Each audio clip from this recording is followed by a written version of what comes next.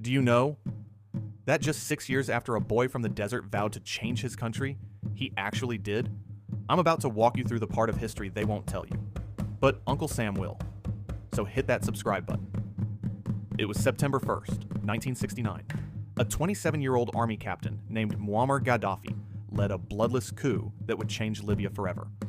While King Idris was away in Turkey for medical treatment, Gaddafi and a group of young military officers, calling themselves the Free Officers Movement, seized power. No bombs, no chaos, just precision, planning, and the confidence of youth. When dawn broke, the voice of a young man echoed through Libyan radio stations. The corrupt monarchy has been overthrown. Libya is now free.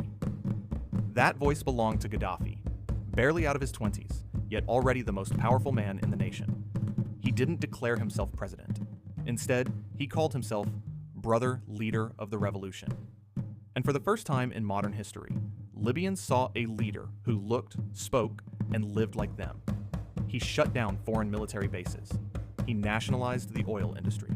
And with that bold move, Libya went from one of the poorest countries in Africa to one of the richest. Free housing, free education, free healthcare. Young Libyans who once lived in tents now studied abroad. Doctors returned home, and farmers owned their lands. He built roads across the desert and launched what was called the Great Man-Made River Project, the largest underground water system in the world, turning dry sands into farmland. For many, Gaddafi was not just a leader. He was a symbol that Africans could rise without foreign hands. But power changes every man. And for Gaddafi, Libya was only the beginning. He looked beyond his borders, to Africa. He wanted more than a wealthy nation. He wanted a powerful continent. He began speaking of unity, of a United States of Africa, with one army, one government, one currency backed by African gold. He called African leaders to Tripoli, stood before them, and said, "We have the wealth, the people, and the land. Why do we still kneel to the West?" That's when the world began to take notice. And the same man they once called the Desert Dreamer became Africa's most dangerous man.